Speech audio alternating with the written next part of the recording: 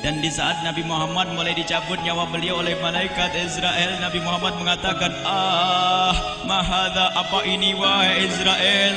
Malaikat Israel kemudian menjawab, ya Rasulullah, itu adalah sakaratul maut. Malaikat Jibril berkata, ya Rasulullah, di depan ada malaikat Israel mau masuk. Kata Rasulullah, boleh masuk, silakan. Kemudian malaikat Israel mengucapkan salam, dan setelah mengucapkan salam, malaikat Israel menawarkan, ya Rasulullah, aku disuruh oleh Allah untuk mencabut nyawamu atau membiarkan engkau.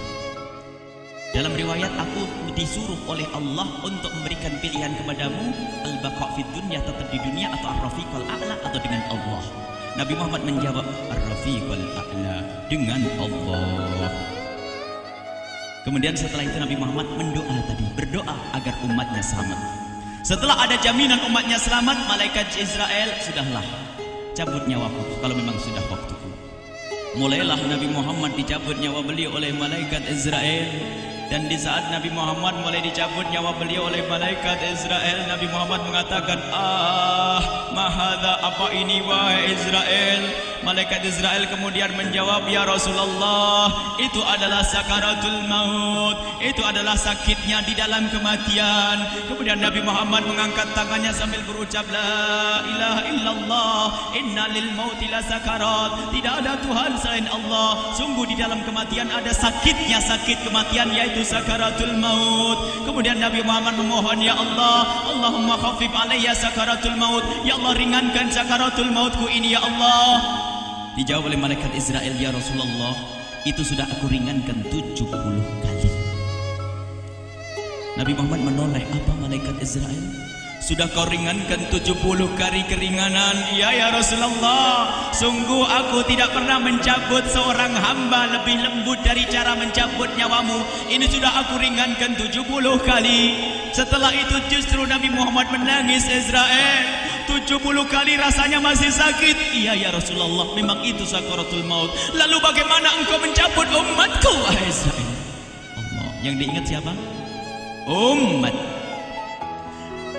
Kalau engkau mencabutku dengan ringan seperti ini masih sakit, bagaimana engkau mencabut umatku, ya Israel? Dijawab oleh malaikat Israel, umatmu manusia biasa, ya aku cabut, ya Rasulullah, begitu saja. Ya sudah, begitu habis. Nabi Muhammad menangis. Tiba-tiba Nabi Muhammad mengangkat tangan dan memohon kepada Allah, Allah, inna lil mauti la sakarat, la ilaha illallah, inna lil mauti la sakarat, sungguh di dalam kematian ada sakaratul maut. Allahumma khaffif ala ummati sakarat maut, ya Allah, ringankan dari umatku sakaratul maut, wa thaqqil alayya, dan bebankan kepadaku. Sampai tidak sadar doanya Nabi Muhammad seperti itu, thaqqil alayya, itu doa cinta. Seorang ibu yang pernah punya anak, tuh lihat kalau doa Rasulullah ini masih diragukan. Bagaimana Rasulullah bisa doa begitu? Itu bahasa cinta yang tidak bisa diterjemahkan dengan oleh akal. Seorang ibu kadang-kadang, ibu yang di belakang, ibu mau dikasih sakit oleh Allah? Mau, Bu? Ibu jauh sekali. Ibu mau dikasih sakit? Jawabnya tidak mau. Tapi suatu ketika seorang ibu melihat anaknya sakit, ngomong, sudahlah nak, jangan kamu yang sakit, biar ibu yang sakit. Ada atau tidak? Nah, kenapa ngomong begitu? Itu bahasa cinta itu. Tidak rela kalau anak ini sakit, biar aku saja yang sakit. Itu yang dirasakan Rasulullah. Sakaratul maut begitu sakitnya, membayangkan betapa sakitnya umat Nabi Muhammad di saat dicabut nyawa beliau. Maka Rasulullah mengatakan, ya Allah, ringankan sakaratul maut dari umatku, bebankan kepadaku saja, ya Allah. Wala sawfa yu'tika fatarda. Permintaan Nabi Muhammad tidak ditolak oleh Allah, dikabul dan dikabul, wahai Muhammad. Sallu ala Nabi Muhammad. Dan benar, sakaratul maut kita ditahan oleh Rasulullah, ditanggung oleh Rasulullah, sehingga digambarkan oleh Imam Bukhari di saat Nabi Muhammad dicabut nyawa beliau, Siti Aisyah yang ada di situ. Rasulullah berada di pangkuan Siti Aisyah, yang saat itu Siti Aisyah melihat keringat dingin keluar dari kening Rasulullah. Siti Aisyah tidak pernah melihat keringat keluar seperti itu. Bahkan di saat dipegang kepala Rasulullah, panasnya melebihi dari panasnya orang biasa. Setiap kali ada kain dicelupkan di air, ditempelkan di kening Rasulullah langsung mengering. Saat itu Nabi Muhammad mengucapkan kalimat la ilaha illallah innal lil mauti lasakarat. Kemudian Nabi Muhammad berpesan dengan banyak pesan, dan di antara pesan Rasulullah adalah akri minni ala ummati salam, akri minni salam ala ummati wa ala man ittaba'ani wa ala man tabi'ani min ila yaumil qiyamati. Aku titip salam kepada umatku dan orang yang mengikutiku sampai hari kiamat. Sadari salam Rasulullah.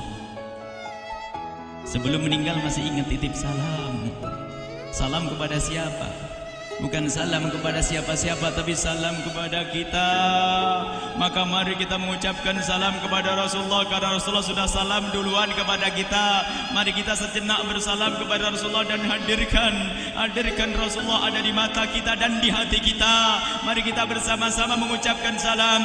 Assalamualaikum ya Rasulullah.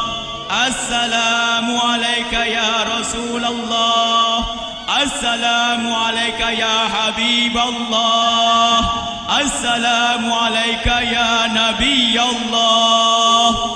Rasulullah mengucapkan salam untuk kita. Dan di saat itu Rasulullah keringat dingin keluar, maka oleh Siti Aisyah diusap. Oleh Siti Aisyah diusap, bayangkan saat itu Nabi Muhammad di pangkuan Siti Aisyah dan diusap oleh Siti Aisyah. Siti Aisyah berkata, keringat Rasulullah mengucur deras hingga aku usap, dan aku usap dengan tangannya Rasulullah. Diusap dengan tangannya Rasulullah. Siti Aisyah memegang tangan Rasulullah sendiri yang digunakan untuk mengusap keringat Rasulullah. Sahabat bertanya, Aisyah, kenapa harus dengan tangan Rasulullah tidak dengan tanganmu? Lihat jawab Siti Aisyah, karena tangan Rasulullah lebih lembut dari tanganku. Sallu ala Nabi Muhammad. Masih sempat nyanjung itu sahabat Nabi. Dalam keadaan begitu masih menyadari kelembutan tangan Rasulullah, jasad Rasulullah, kemuliaan Rasulullah sallallahu alaihi wasallam. Dan aku lebih menginginkan bahwasanya yang menyentuh jidat Nabi Muhammad adalah tangan yang paling mulia di dunia dan di akhirat. Siti Aisyah enggak berani menyentuhkan. Pengennya yang disentuhkan di kening Rasulullah adalah tangannya Rasulullah sallallahu alaihi wasallam.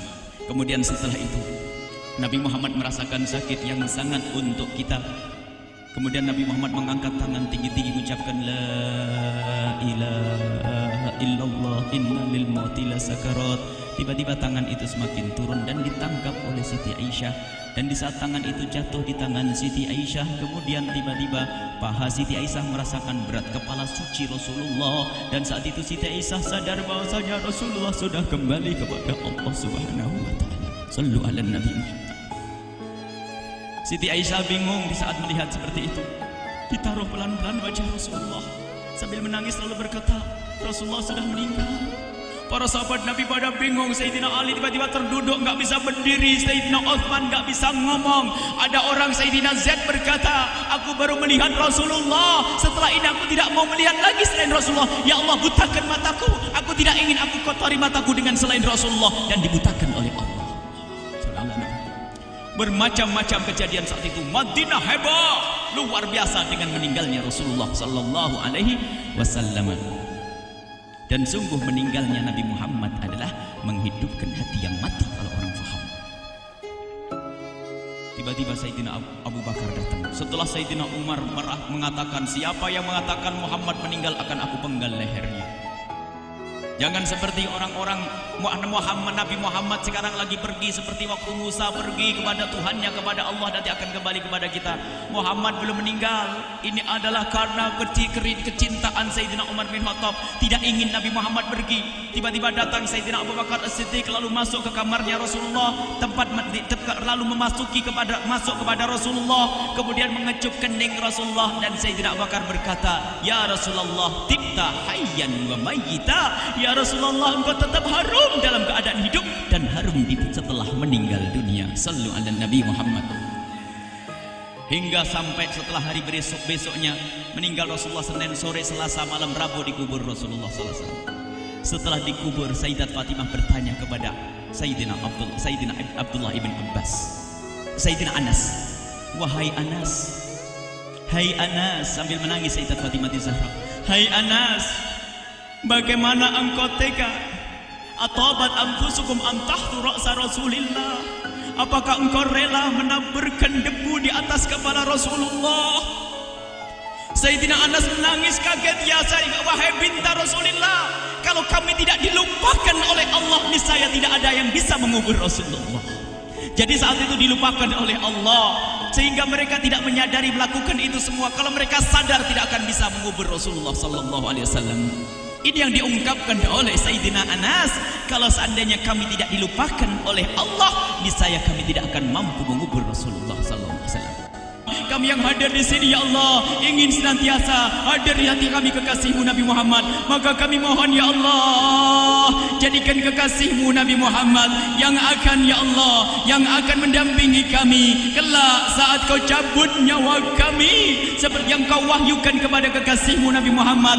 Wa absyiru bil jannati, semua hamba yang beriman akan menyaksikan surga, ya di saat dicabut nyawa mereka. Dan surga, di tempat surga itu yang paling mulia adalah Nabi Muhammad. Maka kami mohon, ya Allah, saat Kau cabut nyawa kami, Allah, hadirkan Nabi Muhammad di hati kami, Allah. Dan kami mohon, ya Allah, saat di alam barzah nanti, ya Allah, saat yang sangat mengerikan itu, ya Allah, kami mohon hadirkan kekasih-Mu Nabi Muhammad, sehingga kami tidak takut dan gentar lagi dengan malaikat mungkar nakir. Dan ya Allah, kami mohon di saat di padang mahsyar nanti, ya Allah, hadirkan kekasih-Mu Nabi Muhammad. Jadikanlah kekasih-Mu Nabi Muhammad yang akan menemani kami dan akan membonceng kami, membawa kami ke telaga Kausar. Lalu kami diberi air minum dari air telaga Kausar hingga kami tidak akan haus selama-lamanya. Ya Allah, jadikan kekasih-Mu Nabi Muhammad yang akan menemani kami di saat kami menyeberang Siratal Mustaqim hingga kami tidak akan terjerumus ke neraka Jahanam. Dan jadikan kekasih-Mu Nabi Muhammad yang akan kami saksikan setiap saat di surga-Mu, ya Allah. Ya Allah, jadikan kekasih-Mu Nabi Muhammad yang senantiasa, ya Allah, kami lihat kelak di surga.